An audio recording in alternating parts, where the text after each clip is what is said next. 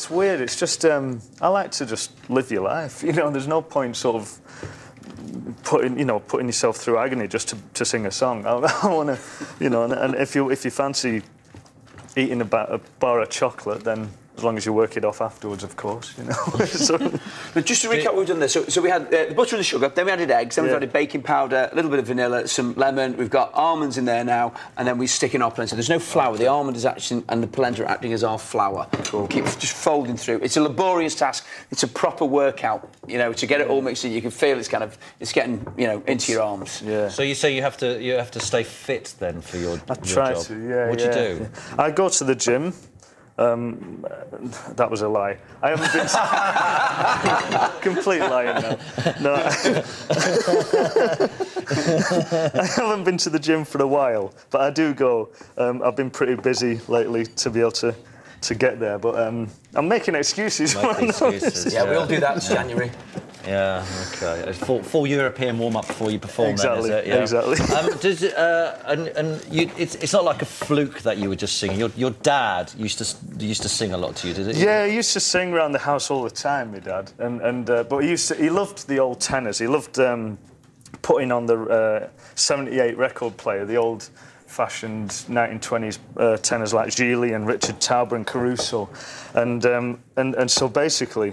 I grew up listening to a lot of that. You know, I didn't take it on board as a young kid, but later on in life, you know, it really made a difference. And then spoon, it's probably about 3/4 of that just spoon into there. So you've got a really, it's heavy cake. This. Are you guys doing anything? Or is it no. Just... No. Okay. I can't. I'm injured. Look. Yeah, I see. I just sort of stand around. And I've got to go to hospital. I've got a stretcher. Is it true you're one of 9? I am. Yeah. I'm the youngest. What do the others do? Are they performing or?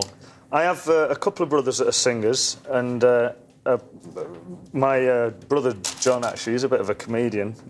He thinks he's funny, but sometimes he's not really. And then I've got my sisters are all housewives who look after the kids, but they were nurses before they got married and before they had children, so now they've just got a full-time job with the families, really, you know. OK, so that is all in there, and then we bake that for an hour, and cool. It's a heavy cake, so when you cook it, when you cook this afternoon, Tim, don't worry if it falls in the middle. You're asking the cake to do an awful lot to kind of raise to a really nice peak. But what you get is this big, heavy fella of a cake like that. Yeah, you did that one. You did some stuff with Clint Boone, didn't you? Yeah. Spiral Carpets. What was that more? How were you singing on his stuff? Well, he had a band called the Clint Boone Experience. Yeah. And he had this sort of couple of gimmick songs, where he brought this opera singer on to improvise around what he was playing and stuff, and what the rest of the band were doing. And so he asked me if I'd be interested in doing it, and we actually went on tour with Did you know Clint before that, or was it just one of those random things that he's prone to do and just sort of say, right, tell you what, let's have an opera singer singing with us? I was actually thinking about this, how I got in touch with Clint, to be honest. It was a long time ago. It was when I was at college. He sent me an old cassette of his stuff that he'd been doing at home. And so I took the trip up to Oldham and stood in his attic and started improvising around these songs. And that was great bloke. Yeah, he's a good guy. I'd like to ask everyone to give you one tip. This one comes from Adam Brown. Any advice from me as I'm auditioning for stage school this year? What is about singing, what is your tip for big tip? Big tip, enjoy it. Enjoy it. Just try and enjoy it. Before you go in, focus yourself, centre yourself. Make sure that you're relaxed. Just take a real deep breath, relax, and go in. All nerves are, to me, is just wanting to do well.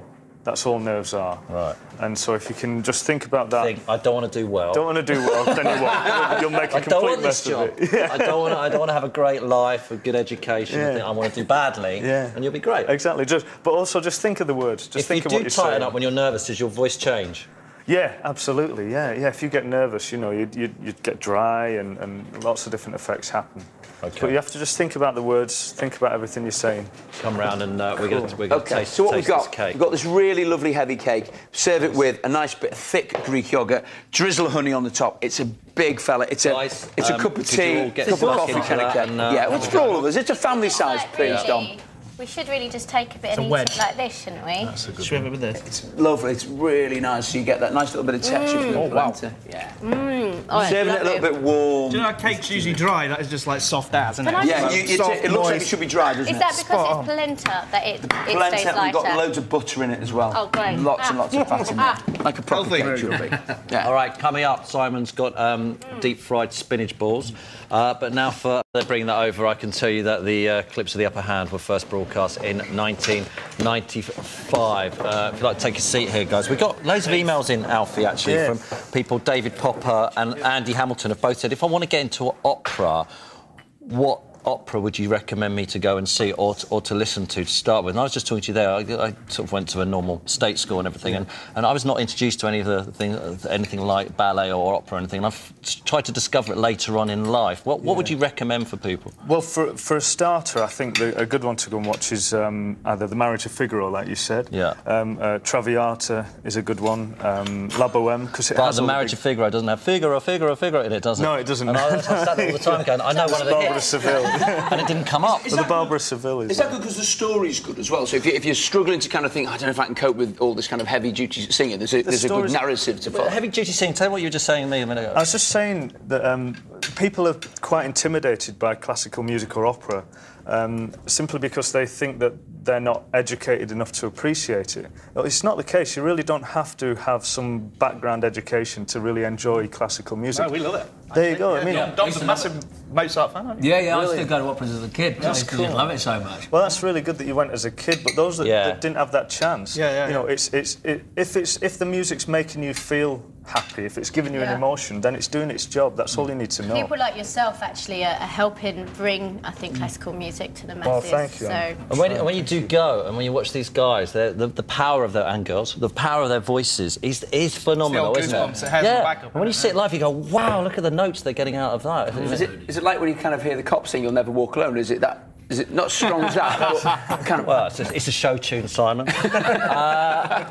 Kelly Gower said, for you guys, everyone's basically emailing in about bogies. Yeah. And they say, I'm 24, my dad is 52, and we still play bogies in the supermarket. And then someone says, this is Fern Hazel. Thank you, boys, for creating bogies. Funniest thing I saw was a father and his kids playing it in Marks and Spencer's, and the mother stormed out. Oh, yeah. Do you have people play it around you when they see you? Yeah, as soon as you're spotted, that's the first word they will say to you.